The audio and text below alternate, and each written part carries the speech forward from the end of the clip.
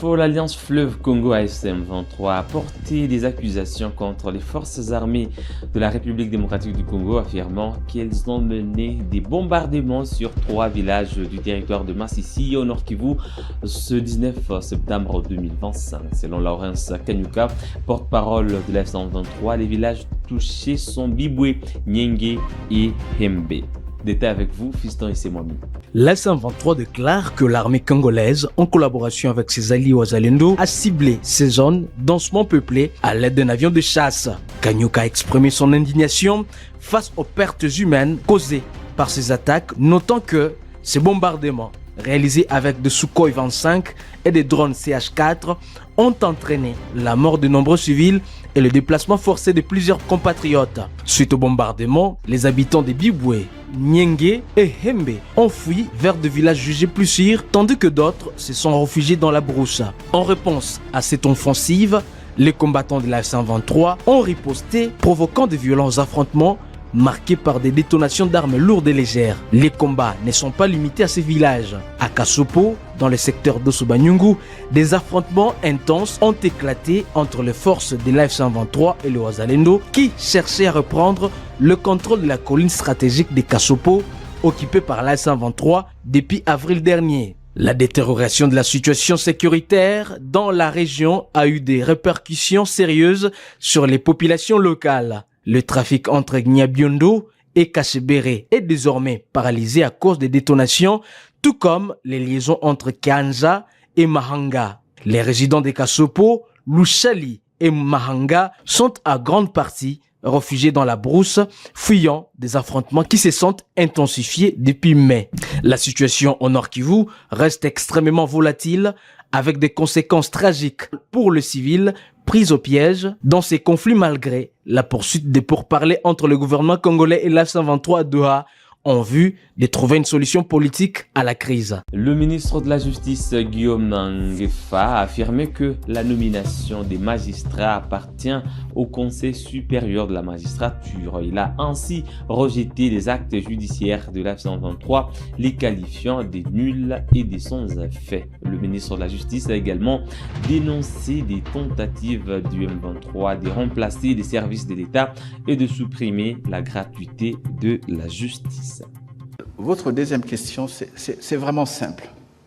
C'est vraiment simple, je l'ai déjà dit, c'est que la responsabilité de l'administration de la justice dans un pays revient au pays. Il y a même des jurisprudences qui le reconnaissent. Si je veux, je peux me référer aux décisions de la Cour internationale de justice qui a reconnu que les actes posés par les groupes rebelles dans un territoire sont de nuls et de nuls faits, puisque ce n'est pas posé par l'État. Et donc, la nomination des magistrats revient à l'État. Et je ne vois pas pourquoi on peut polémiquer, même sur cette question de M23 qui nomme des magistrats, ainsi de suite. C'est le Conseil supérieur de la magistrature qui fait cela et je ne vois pas qu'ils ont cette compétence. Donc pour moi, c'est même un non-débat. Mais cependant, dans le cadre du gouvernement, le gouvernement va prendre une ordonnance déclarant nul et de nuls effets et tous les actes judiciaires, administratifs et autres posés par ces groupes en violation de la Constitution. Vous savez, dans la situation où nous sommes, ils veulent poser des actes apparemment légaux et légitimes pour se couvrir de leurs crimes. Donc c'est important pour nous de leur rappeler que tous ces actes qu'ils vont commettre, qu'ils vont poser, sont nuls et de nuls faits. Et bon, les instances appropriées pourront prendre des sanctions pour ces magistrats qui vont commencer à travailler. Vous savez, même pour être nommé magistrat, il y a des critères. Et pour être nommé magistrat, il faut avoir un cursus académique qui a été accepté, validé par l'État. Et les gens qui vont être là, ils vont dire quel droit, en fait. Et la situation dans ces genres Et ce n'est pas le cas, puisqu'il y a quelqu'un qui m'a interpellé en disant que on a vu dans les cas de la Côte d'Ivoire, c'était différent. Mais c'est différent, puisque dans les cas de la Côte d'Ivoire, la rébellion n'avait pas décapité l'appareil judiciaire. Donc l'appareil judiciaire était là, la composition était pratiquement régulière. Et donc à la fin du conflit, les actes étaient posés, parce que c'était les faits du prince, ça a été accepté. Mais ici, on a décapité notre administration de la justice. Donc il n'y a pas de juges. Donc maintenant, ils vont nommer de façon illégale des juges, et en ce moment-là, tous ces actes qu'ils vont poser sont des actes de nul effet. C'est simple.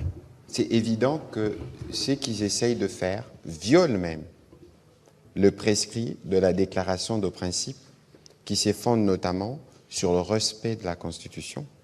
Je ne voudrais pas aller plus loin, charte de l'Union africaine ou charte des Nations unies. C'est un groupe qui est appelé à disparaître.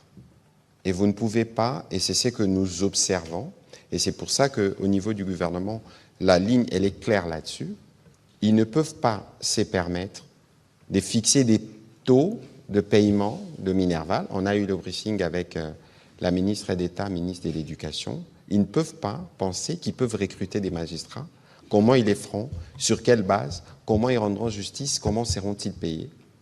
Mais tout ce que vous voyez en réalité, ce sont des gesticulations qui dévoilent les vraies intentions du Rwanda et de sa brigade avancée. L'idée, c'est en fait de vouloir créer un état de fait et mettre tout le monde devant un fait accompli. Non pas seulement qui briment nos populations, non seulement qui briment les populations, mais ils veulent eux-mêmes se faire justice alors que c'est eux le bourreau. Et ce qui est évident, c'est que comme le ministre d'État, le ministre de la Justice l'a dit, le gouvernement prendra toutes les actions qu'il faut prendre pour qu'aucun des actes qui posent ne produisent des effets et que tous les actes qui s'hasardent à poser actuellement puissent être annulés les moments venus. Et nous sommes au courant de tout. Dans la nuit du 18 septembre 2025, des terroristes de l'ADF MTM ont attaqué Mbutaba dans l'extrême nord-ouest de Béni, au Nord Kivu. Au moins une femme pygmée a été tuée et 6 maisons ont été incendiées.